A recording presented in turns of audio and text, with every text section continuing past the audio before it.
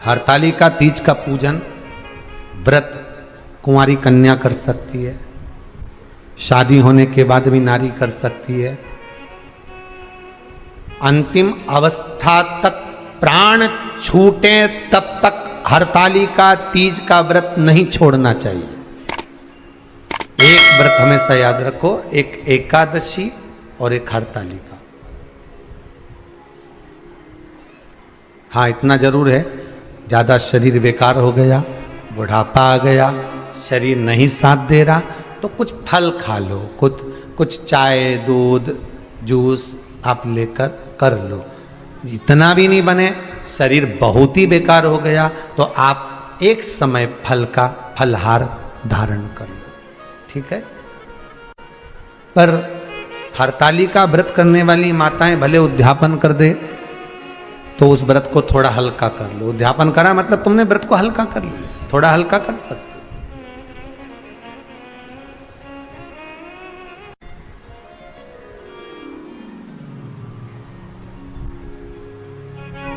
हरतालिका तीज का जो व्रत का उद्यापन करते हैं उसमें 5 चीज रखते हैं ना, 5 कपड़े स्त्री के, 5 कपड़े पुरुष के, 5 तरह का अनाज, 5 तरह का फलहार, 5 तरह का फल। तो 5 तरह का जो फल रखाता है हरतालिका तीज के उद्यापन में, दुनिया के लोग उस 5 तरह के फल को केला गिन ले, पपीता गिन ले, मौसम्बी गिन ले, और अनार गिन ले, संतरा गिन ले, सब कुछ गिन लेते हैं, पर उस 5 तरह के फल में धतूरे को नहीं गिनते। पर शिव कथा में वर्णन आता है, हरतालिका तीज के उद्यापन में लिखा हुआ है, सबसे पहले 5 फल अगर गिनना है तो उसमें पहले धतूरे को गिनो, क्योंकि शंकर को वो प्रिय होता है, शंकर उसको स्वीकार कर लेता है। और धतूरा शंकर भगवान को क्यों चढ़ाया जाता है उसका प्रसंग आपको पहले भी कहा, आज फिर कहते हैं। धतूरा जब हम भगवान शंकर को समर्पित करते हैं तो हमारा कोई कार्य अटक रहा होता है, जिस कार्य को बार बार एग्जाम में बैठे हो, बार बार परेशान हो रहा है, बार बार इंटरव्यू देने जा रहे हो, नहीं हो रहा, एक बार धतूरे को हृदय से भगवान को प्रेम से, करुणा सागर मेरे शंकर को दिल से एक बार वो धतूरा भगवान से विनती कर कर उसको चढ़ाओ तो शरीर, भगवान तुम्हारा कार्य सफल कर देगा। पर दिल से चढ़ाना, हृदय। हरतालिका तीज की पूजन करने वाले को चाहिए कि बालू का, मिट्टी का शिवलिंग बनाना चाहिए। फुलेरा जो बनाया गया है ऊपर शंकर जी के ऊपर लटकाने के लिए, टांगने के लिए, उसके नीचे शिव पार्वती गणेश जी की सुंदर बालू की मूर्ति बना लेना चाहिए, पार्थिव लिंग का निर्माण कर लेना चाहिए। शिव की आराधना करना चाहिए।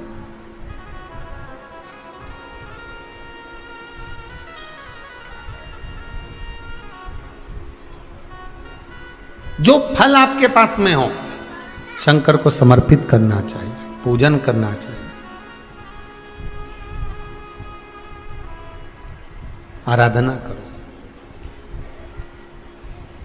सबसे पहली पूजन हरतालिका तीज की प्रदोष काल के अंतर्गत हो जाना चाहिए, शाम के समय पर। प्रयास करो प्रदोष काल के समय पर पहली पूजन हो जाए तो ज़्यादा अच्छा। पर लोगों की आदत रहती है कि 8 बजे तक, 8:30 बजे तक, 9 बजे तक पहली पूजन करें, फिर दूसरी आराम से, फिर तीसरी, फिर आराम से, फिर चौथी। तो ऐसा सब अपने अपने हिसाब से।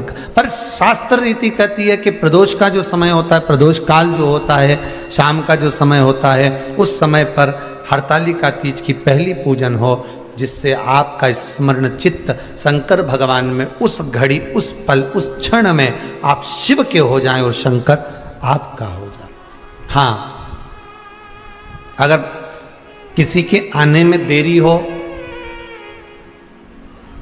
कोई आ नहीं पा रहा है, बहुत देरी हो रही हो, तो हरतालिका पूजन व्रत वर्णन करता है कि शिवलिंग का निर्माण, पार्वती जी की मूर्ति का निर्माण, गणेश जी का निर्माण और फुलेरा जो बनाया हुआ है, ये प्रदोष काल के पहले बनकर तैयार हो जाना चाहिए।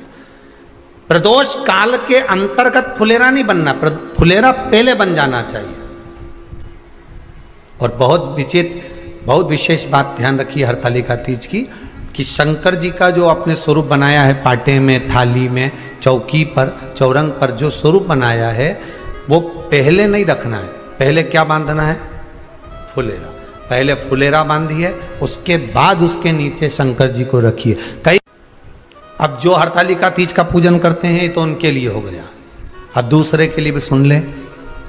जो नारी हरतालिका तीज का पूजन नहीं करती, व्रत नहीं करती, साधना नहीं करती, उसके लिए भी कहा गया कि आप अगर ये व्रत नहीं करते हो तो एक कार्य जरूर करना, कहीं पर फुलेरा बंधा हो, हरतालिका की पूजन हो रही हो, 5 मिनट 10 मिनट निकालकर अपने आसपास के किसी पौधे में से पत्तियां लेकर या पुष्प लेकर, 5 वृक्ष की पत्ती या 5 वृक्ष के पुष्प लेकर शंकर भगवान को जब पूजन हो रही हो, 5 मिनट माताएं जब पूजन कर रही हों, तब आप भी उस पुष्प को, उस पत्तियों को शंकर को समर्पित कर सकते हो। ये नहीं चढ़ा सकते तो 5 फल नहीं चढ़ा सकते तो 5 कुछ भी पुष्प आदि का आप शिव को समर्पित कर दो। और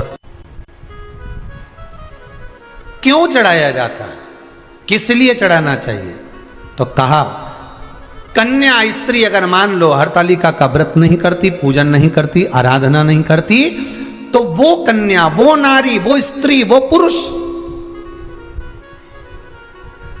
कार्य तो बहुत करेगा, दुकान भी 4 चलाएगा, व्यापार भी बढ़ाएगा, पर संपदा को जोड़ नहीं पाएगा। 1 रुपए कमाएगा, 1.25 रुपए खर्च वाला काम चलेगा। हस्त नक्षत्र में जो तृतीया पड़ती है, हस्त नक्षत्र के अंतर्गत जो तृतीया का महत्व कहा गया है, वो संपदा को बढ़ाती है, मनोकामना को पूर्ण करती है। इस नक्षत्र के अंतर्गत जो तृतीया आती है वो मनोकामना को पूर्ण कर कर चली जाती है। इसलिए शिव की आराधना के लिए प्रथम मान्य हस्त नक्षत्र में किया गया दान, हस्त नक्षत्र के अंतर्गत तृतीया के दिन किया गया पुण्य, हस्त नक्षत्र में तृतीया के दिन किया गया श्रृंगार, हस्त नक्षत्र में तृतीया के दिन करा गया अपना सुंदर सिंदूरा, भगवान का आनंद, 5 तरह के वस्त्र, 5 तरह के स्त्री के वस्त्र, पुरुष के वस्त्र, 5 तरह का फल, 5 तरह का अनाज, ब्राह्मण को बुलाकर ब्राह्मणी के साथ आप या तो ब्राह्मण से उद्यापन करवाएं या फिर आप स्वयं भी करते हैं तो शिव को समर्पित करके ब्राह्मण और ब्राह्मणी को भोजन कराकर वो भाग प्रदान करें। यही हरतालिका तीज के उद्यापन का वर्णन आता है। सुंदर भाव से हरतालिका माता आप सभी की मनोकामना पूर्ण करे। हर हर महादेव।